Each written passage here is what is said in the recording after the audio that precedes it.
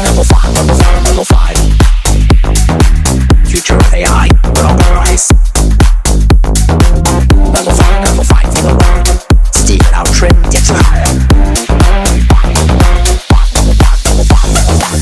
Level 5. Welcome to the Level 5 podcast. I'm Steve Outram. Delighted today to be joined again by our distinguished guest, Dr. David Teece. David, welcome back on the pod. Afternoon, Steve. Today I thought we'd talk about systems thinking and fractal capabilities.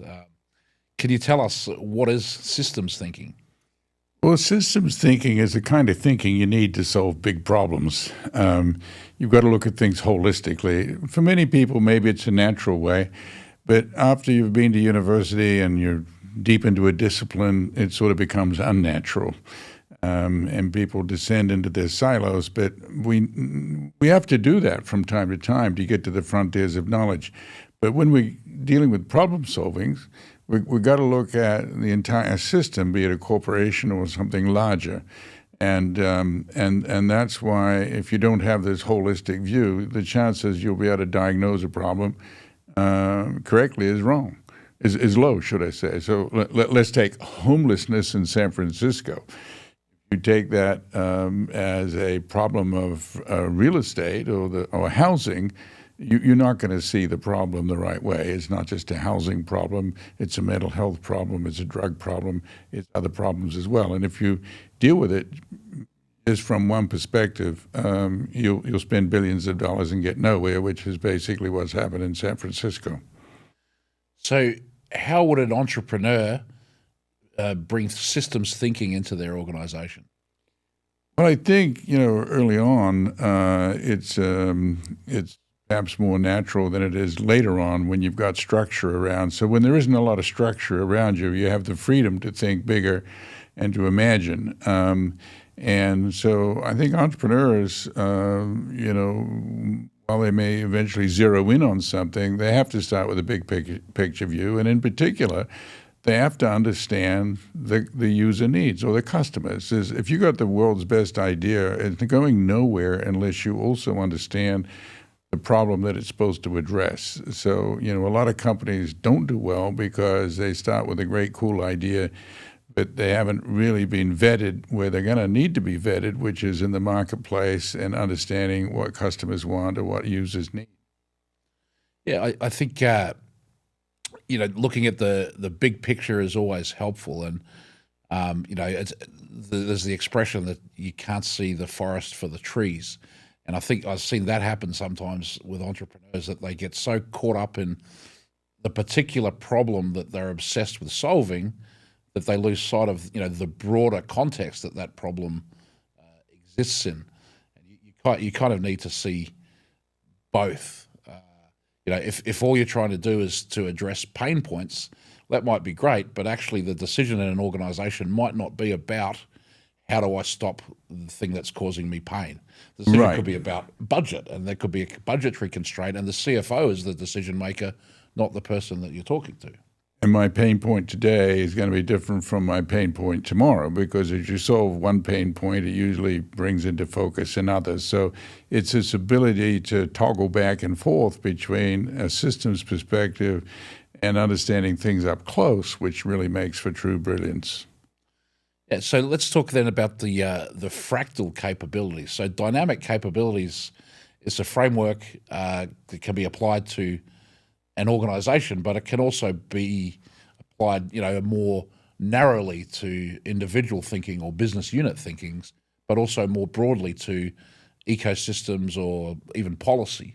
Yes, and to national economies too. I do think it has that potential. So far, I've looked mainly at the business organization and organizations more generally, but other people have been starting to think about dynamic capabilities at a national level, although not much has been done. And certainly, I think it's natural at the individual level to think about dynamic capabilities. And I think perhaps an entrepreneur has to have dynamic capabilities themselves, but then they have to embed those capabilities in the organization in order for the organization to travel further than the individual can travel. So So there's some natural rubbing off, if you will, but you also have to be deliberate in the way you structure an organization. In fact, you don't want too much structure because the ability to be freewheeling and entrepreneurial is often hampered by being too structured. But as you scale, what can happen is that the dynamic capabilities bleed out, in part because your flexibility declines. But not just because of that. It's often because you get focused on today's problems and you think less about tomorrow. Now, you've made a distinction between dynamic capabilities and ordinary capabilities. Could you perhaps fill our audience in a bit more about that? Yeah, this is something that I think has competitive meaning and economic meaning. If you think about best practices for a particular set of tasks, to me that's ordinary capabilities. And ordinary capabilities doesn't mean to say that everybody has them, but they're available. You can learn them, at universities. It's textbook knowledge, so to speak, or it's knowledge that's in manuals that are relatively easy to be acquired. So ordinary capabilities are necessary to get jobs done, but it won't. It'll maybe give you a living, but it won't give you a good living because it's something that's available to all. Dynamic capabilities, on the other hand, is how you can really create a point of difference in what an organization does and the way it does it. And competitive advantage can be built, has to be built with dynamic capabilities on top of ordinary capabilities. If you can't get the easy stuff done, then it's hard to do the hard stuff. But the easy stuff, when I say easy, it still can be quite complicated, but it's learnable and available. It's in the world stock of knowledge as it exists. It's on the shelf, to use a simple term. Right. Do you think that within an organization they need to have both ordinary and dynamic capabilities? Yes, although, you can often outsource the ordinary capabilities. If you think about designing and making running shoes, a lot of people know how to make a shoe now, and, that technology went around the world. You can source it from China, from Turkey, from Indonesia, from Sri Lanka or whatever. But the design that is going to catch the current mood of the market and the current needs of professionals and athletes, that's something different, and that requires innovation, and innovation requires dynamic capabilities. So coming back to your point, or your question, should I say, ordinary capabilities can generally be outsourced. And of course, there's a lot of capabilities now on like with data processing you can get from the web. So a lot of ordinary stuff you can rely on suppliers and on the business environment to provide you with that. Do you think that the organization culture has to be flexible and dynamic itself for dynamic capabilities to be developed within an organization, or can they exist when there's a very rigid and inflexible organizational culture? I think rigid and inflexible structures will eventually drive out dynamic capabilities. There's certain things, like if you're making an airplane, you better have certain rigidity around your safety requirements, for instance.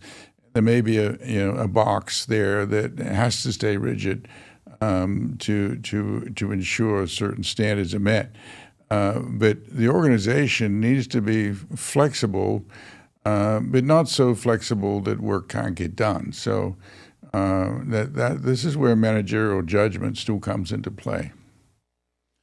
Do you think that organizations need to have systems thinking to maximize their ability to use dynamic capabilities? Absolutely. In fact, I sometimes say that dynamic capabilities is a workable systems theory for managers, the way I've developed it. A workable, or if you want to be a little bit more self-deprecating, a poor man's systems theory. But I say that without apology, because if systems theory as it evolved is not very workable, and getting from the highly general and understanding a holistic world to actually getting jobs done is quite a gap. And so systems theory which was widely taught and promoted in the 50s and 60s, sort of died out in part because it wasn't as practical as people thought it needed to be. But systems thinking does survive in engineering schools. I mean, I think good engineers, have to think systems and complex systems, and increasingly economists are coming back to systems thinking. It's now under the rubric of complexity economics. So it has to be there to solve the big awkward problems of the day. And I'm hoping there'll be a resurgence because it's needed. Yeah, now speaking of the resurgence, we're in the era of AI, and artificial intelligence is one aspect of computer systems. I guess automation is another aspect of computer systems. And we get into this dichotomy that I think we spoke about on the last episode about deterministic and non-deterministic systems. The traditional computer system, you tell it to do something and it will do that same thing one time or 100 times or 1,000,000 times or 1,000,000,000 times. It doesn't matter. It just keeps doing the same thing, which is called deterministic. And a non-deterministic computer system is like a large language model where you can ask it the same question 100 times and you're not guaranteed to get the same answer 100 times. And it's not because the AI's thinking necessarily changed. It's just that it is pulling together so many disparate parts that are all chaotically stored in the first place. And it's synthesizing that information. And the AIs are extremely good at this synthesizing and connecting things together in different silos. Where they seem to be weaker is actually joining the dots between concepts that perhaps are non-obviously connected. And it seems to me that that's still a great opportunity for humans, is finding those connections between things that may not immediately be obvious.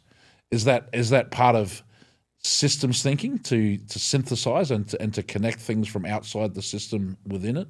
Oh, absolutely, it is, and I think you're right that AI does have this ability to integrate and certainly to bring information together, disparate information, unstructured information. It can work with unstructured information, as can humans, but algorithms and so forth cannot. So at least not to my knowledge. So I think there is a role, important role for AI in bringing things together, in facilitating cooperation, and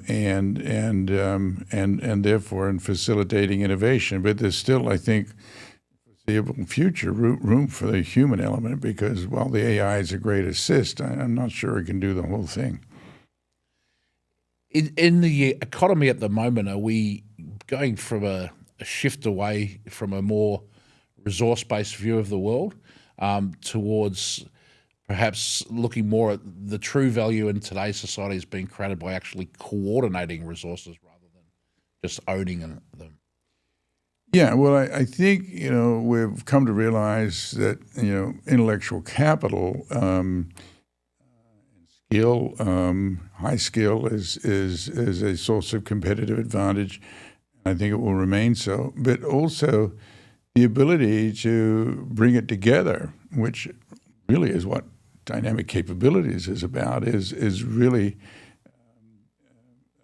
an enormous source of value creation and value stability, and that's why I think AI, kind of is the future. I mean, there's certainly room, and we'll be using algorithms for ordinary capabilities forever, but I think the cooperation and coordination and the ability to bring together structured and unstructured information facilitates both decision-making and action. The algorithms are kind of like invisible managers. Yes, invisible task managers, so for a particular task, an algorithm is incredibly good and incredibly useful, and of course we're using them every day. Yeah, I guess the question is, how do firms build dynamic capabilities on top of these algorithms? Yeah, and I'm not a computer scientist, so I don't know how, but others will figure it out. And I think when you get the two working together, that's beyond automation. That's into a realm of autonomous management to some degree. What about the crux of competition, system level constraints? That basically success requires identifying and solving the critical constraint in a system. Yeah, well, my friend Richard Rameld has a book called Crux. He wrote a book before that called Good Strategy and Bad Strategy. But in the Crux, he points out that really strategy is about how to solve the really nasty problems that an organization has in order to, get to some greater goal. Like with Elon Musk with low cost delivery of satellites into orbit, it was reusability. So the crux was reusability. It may not be the crux in the future, but he figured that out. And I think cooperation cooperation, coordination in particular, of things that are very hard to coordinate can be that crux and is that crux in many cases. And that's why AI, can help solve some of those, identify the crux to begin with, and then help solve them. So when you say cooperation, are you talking about firms cooperating with other organizations? Well, it's both. I mean, inside organizations, there has to be cooperations to get work done, and then also outside organizations or organizations outside the firm. I think what's happening with APIs and so forth that we're finding ways to share data that enable cooperation between firms to be facilitated as well. And when I say cooperation, I mean cooperation around joint endeavors. I'm not thinking about antitrust and cooperation on price fixing or things of that kind. The kind of what I call positive cooperation around, creating new technologies, because at its heart, innovation, as Schumpeter once said, is about new combinations. And what's needed to create new technologies and new innovation, the bits and pieces that are needed are not resident in one corporation, certainly not in one individual. And they're resident across multiple organizations, and being able to bring that together efficiently and at low cost with low hassle will facilitate innovation. So in that way, I think AI can be a great facilitator of innovation between organizations and amongst organizations. And of course, in digital platforms, you've got lots of subsystems that through combination can produce new services and new sources of value. It seems to me that trust is very important when you've got different organizations competing with each other.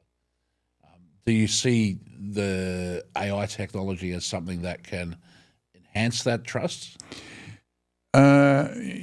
Yes, I think it can, to the extent to which it follows the rules, I suppose.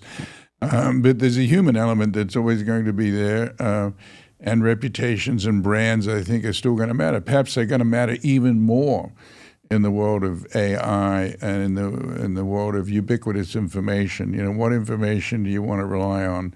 Which AI system is going to generate it? And reliability, trust will become even more important as we go forward.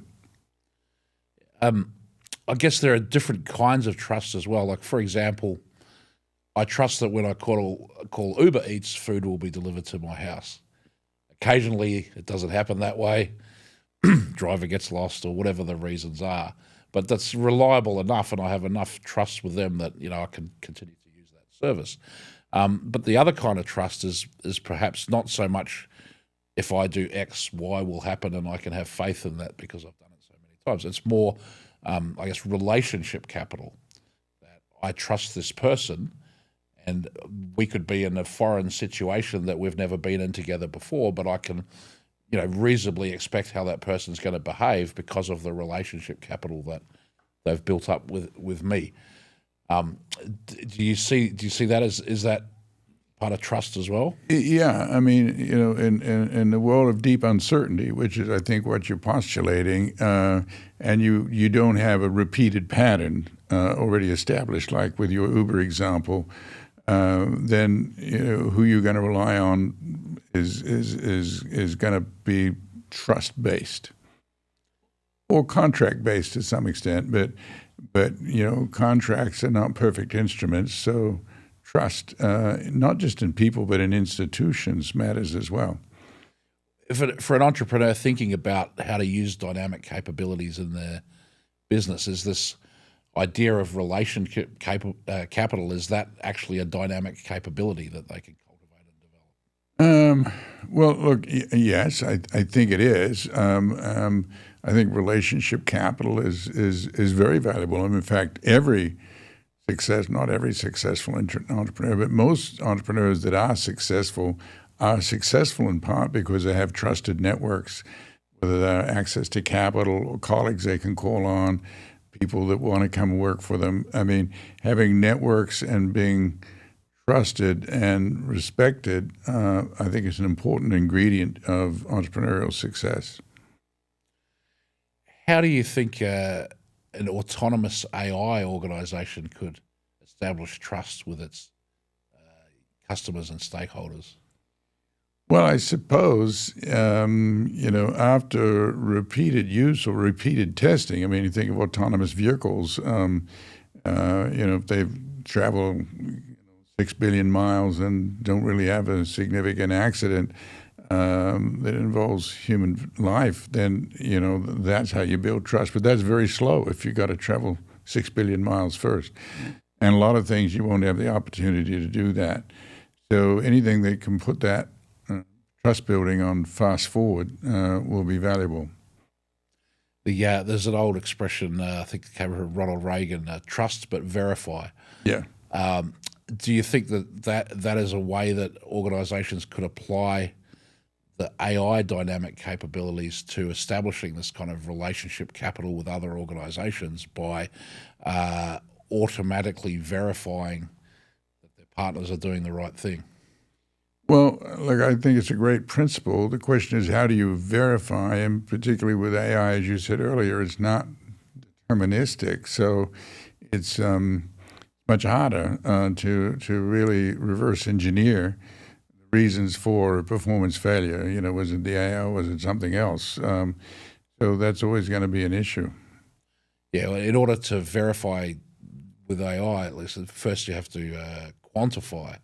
And some of these things are quite hard to quantify in business. But when companies think about systems for sensing, what sort of things should they pay attention to? Well, if you're thinking about the dynamic capabilities framework, the systems, first of all, your own employees, particularly the people that are in sales that are dealing with customers, they know a lot. There's a lot of information they have about, what customers' pain points are, and about competitive developments too, for that matter. So having that information, aggregated and available to senior decision makers is very significant. Then you have other people that are monitoring technologies, and they may not be inside the organization. They could be in the venture capital community and elsewhere. So finding ways to quickly, gather and synthesize and make sense of that information is critically important. So it's not just about sensing what's going on in the broader ecosystem. It's about making sense of what's going on, and I think the AI is going to clearly be better and stronger at the sensing part and bringing information together. But in terms of the interpreting the patterns and so forth, I think there's still going to be a role for humans there for quite some time. In this sense, is it about gathering a lot of information from a lot of different sources, or is it more about finding that kind of human gut instinct and bringing that into an organization as a repeatable process? Well, I think the two complement each other. I think Steve Jobs was fond of saying, you're never going to learn the future by talking to a focus group or anything like that, because they often can't imagine what the technology can deliver. So you've got, people like Jobs who are, quintessential capability was being able to really see how the user and the technology could be paired. Technologists would often understand the technology, but not the customer or the user. But Jobs had this uncanny ability to really synthesize both, see what's possible, but then to understand what was really needed, and powerfully threaded the needle on those issues. Do you think it's more important to have that sense of what's ahead and what's coming, or is it more important to have the situational awareness of what's happening right now?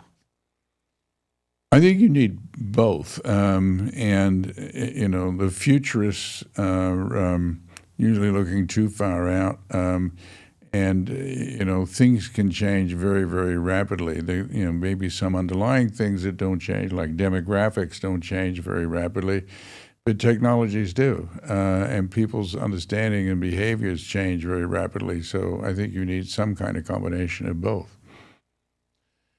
And when it comes to seizing, is that about operational efficiency, or is it about moving into new markets? The seizing part is being able to actually invest behind, a new concept. So it's one thing to come up with a new technology. It's another to make the decision to then bet on it. The costs of developing technology start to go up when you move into the commercialization phase. I mean, the R&D is relatively inexpensive compared to commercialization, and historically that's been true, certainly in the industrial world, less so in the digital world. But when you've got to make those big bets, it's important to have the resources to do so, and have the judgment to figure out whether this is a bet that we're going to make or is one that we're going to, leave behind. I mean, the pharmaceutical industry has to deal with this all the time. They got lots of projects. They can only afford to take a few all the way through. And once you get into taking a drug all the way through to market, this costs escalate. So figuring out which are the right horses to back, then backing them, is very important. The history has many examples of companies that actually did have the right horse but didn't back them. And there's also many examples of people that had the wrong horse that spent a lot of money backing them. Like Smith Corona with its it succeeded with the electric typewriter, but then when it came to word processing, right before the emergence of right when the PC was being developed, moved into word processing, and clearly it was too late, and it was too niche a market. It was quickly rendered vacant by PC and subsequent development of software, which turned the PC into word processor. Yeah, well, when you first published the Dynamic Capabilities Framework in 1997, we were very much in that PC versus Apple era, which I think is really not so much of a factor in modern life anymore. And back then, the big thing in the tech industry was, I think, Novell networks and LANs. And since then, we had the rise of the dot-com bust in 2000, and then, coming back from that, we've had social media, we've had mobile phones, and it seems like Dynamic Capabilities has really, through all those massive industry transitions, it's remained a constant. And the companies that were able to embrace that have really done well. And I was thinking today that both Google and Microsoft are really great examples of dynamic capabilities in action, that they were incumbents in very strong market positions and yet transformed their business to enter new markets and, rethink how they see themselves as a company, even resulting in multi-trillion-dollar businesses. Apple, we talked about before, that you predicted in, I think, 2012, 2013, that we shouldn't write them off because of their dynamic capabilities, and the stock has gone up nearly 500 times since then. Another multi-trillion-dollar company. So I think there's maybe is something to this idea, David, if trillions of dollars of value is being created from it.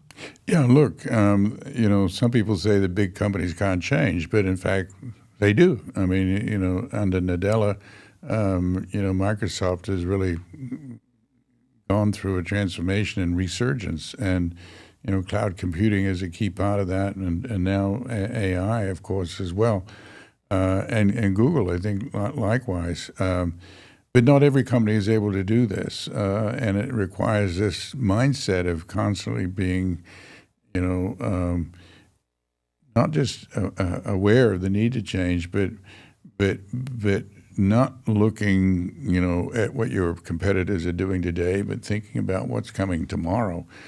I like to quote Jeff Bezos on this, looking always to the customer and then what the technology can do to help the customer, not looking at what the competitors are doing, but looking at what's changing with the technology and how that can improve the customer experience. That is a way ahead, and that's a strong dynamic capability. I think there's some great wisdom in there. The companies that focus on their customers are probably going to do better than the companies that focus on their competitors. Yeah, and this is sort of a new thinking. If you look at the classic economics textbooks, it's sort of the parody of the corporation is that they're always thinking about the other companies in the market and how to win against the other companies in the market. That's not the way big companies in the tech space operate. They don't think about any particular market because they know that competition can come from out of left field. It can come from inside your ecosystem. It can come from a competitor suddenly becoming a competitor. So we have to shed the sort of traditional view of competitors exist in some well-defined market. That's not the way the world is. At least it's not the way the digital world is. Now, what about the first, second, and third order effects when it comes to dynamic capabilities?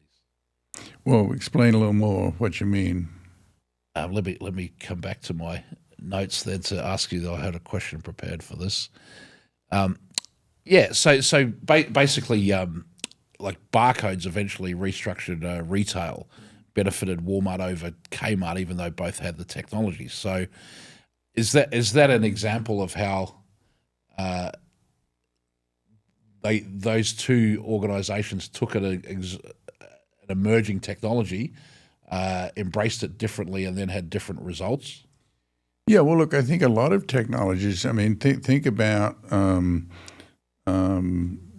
mobile phones. When they first came out, the GPS function wasn't there. But as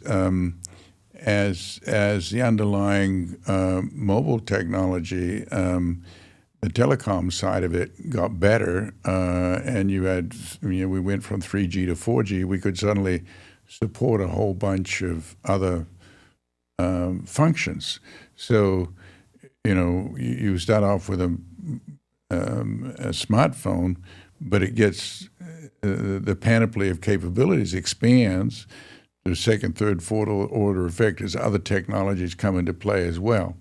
So yeah, you have the emergence of something, a barcode or a smartphone, which sort of then is really just the beginning of a long train of add-on technologies.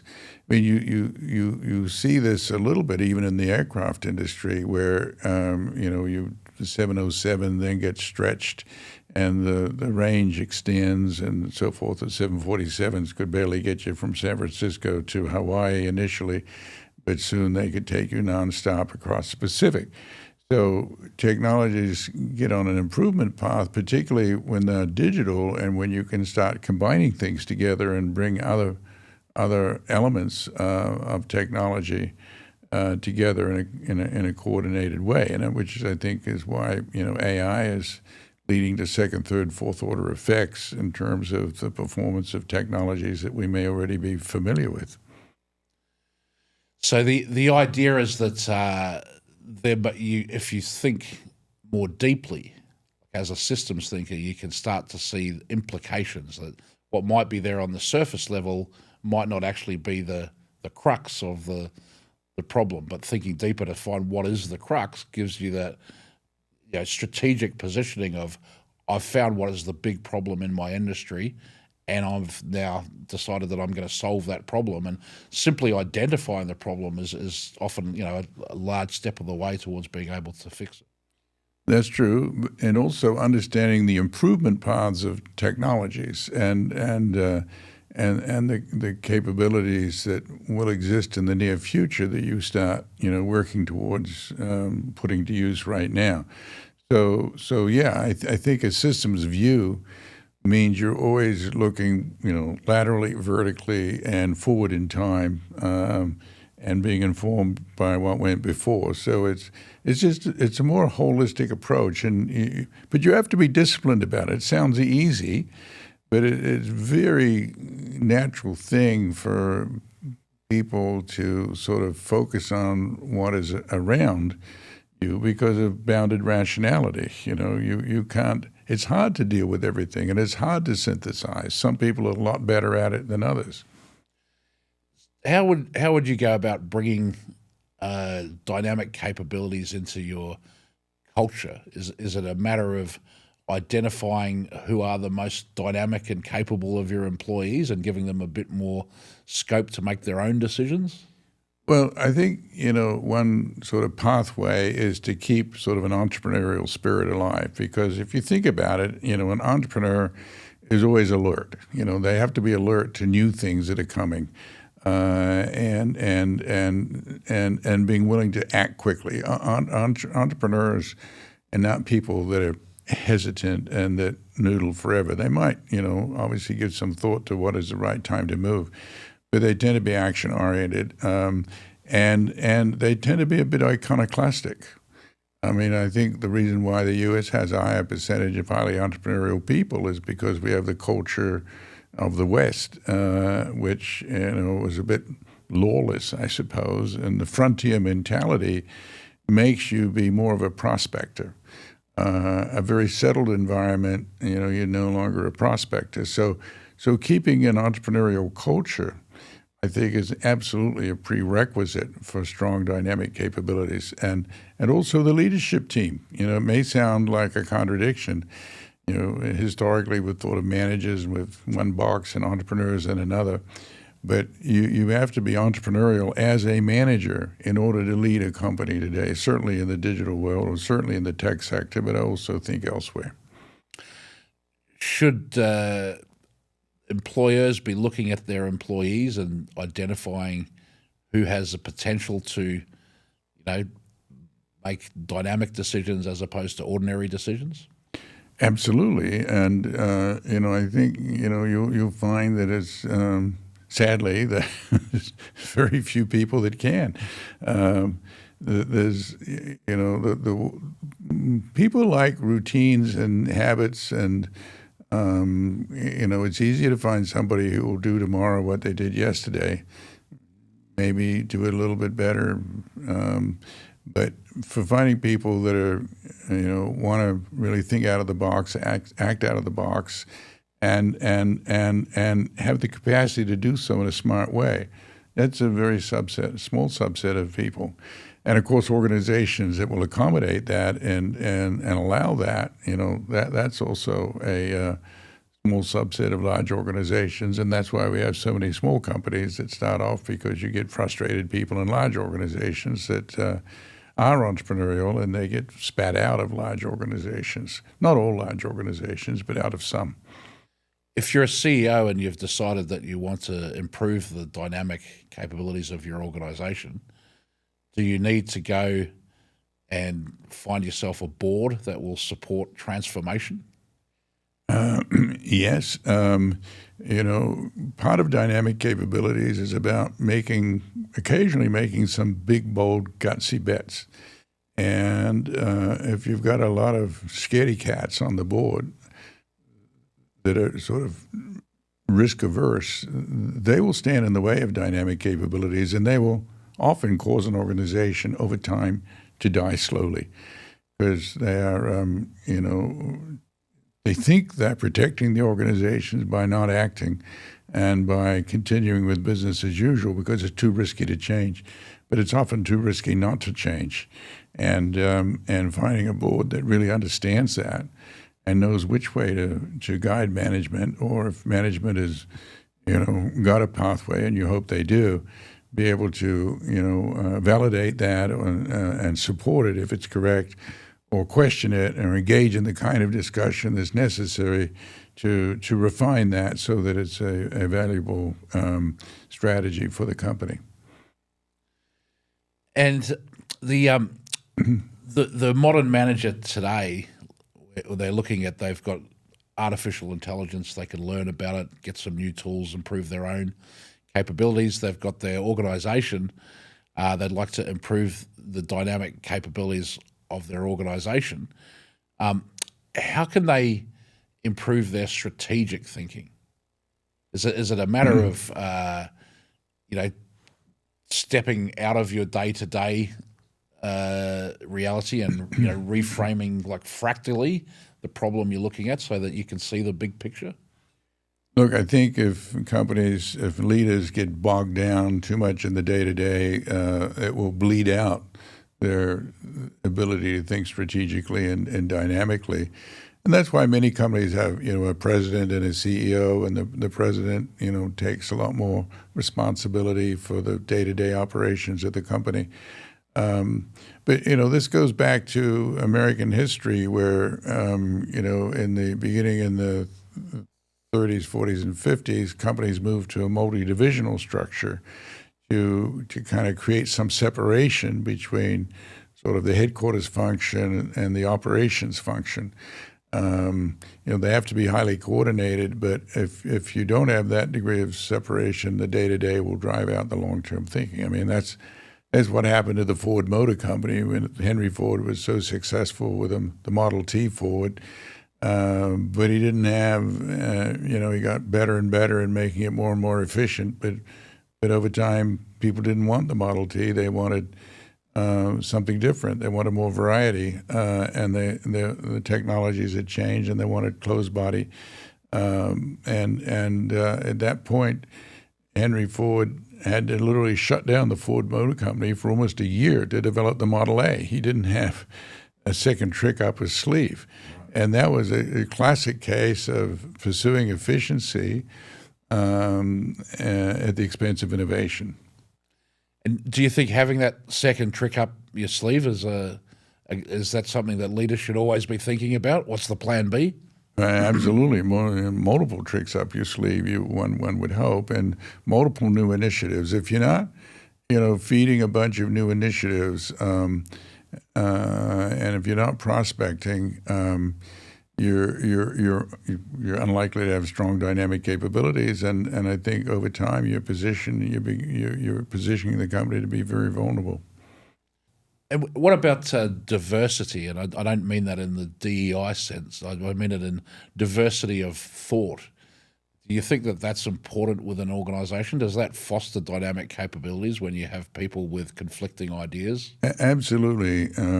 Cognitive diversity is very important, and different backgrounds that are relevant to the problems at hand are also important. I mean, Andy Grove at Intel would always say how, what made Intel great in the years in which it was great. I think it's lost a lot of its leadership position in the industry now.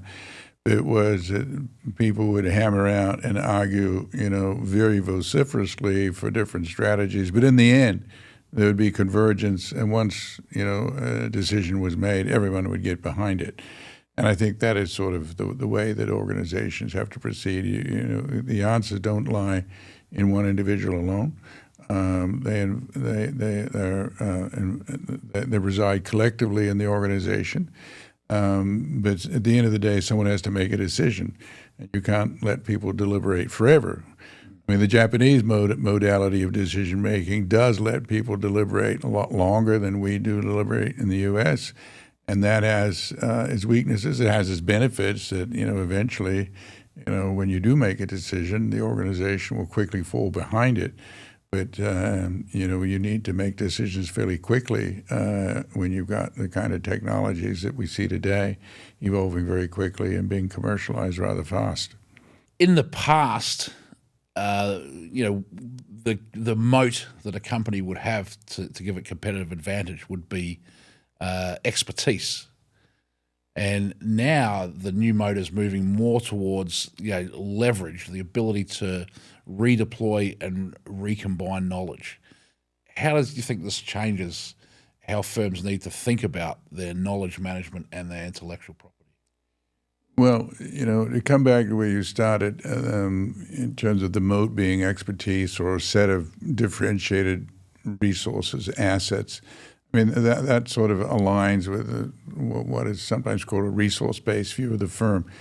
But dynamic capabilities is about something different, which says, look, what are the critical resources today are not going to be the critical resources tomorrow, and figuring out, what they are. And often it's not discrete resources, it's the way you combine things and the way you integrate things.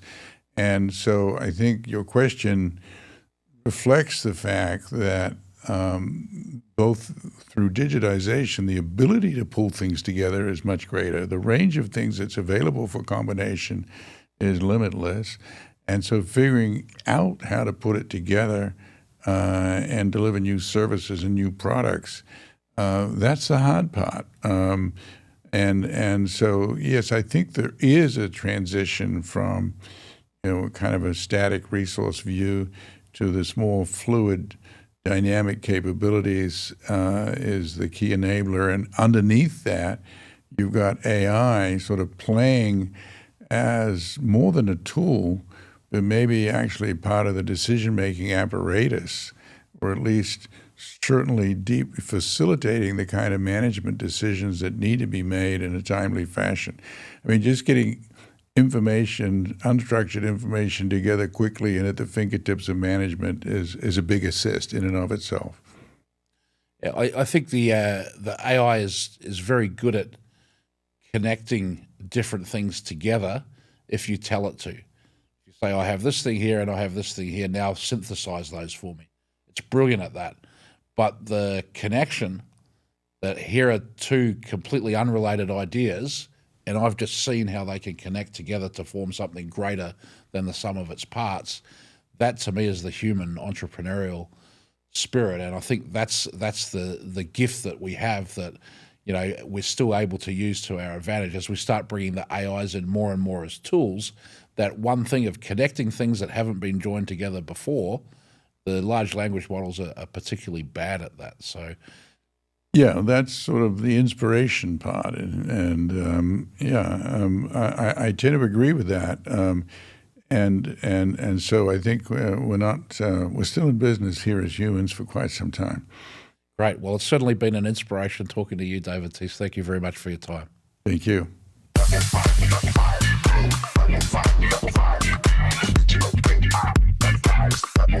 Level 5.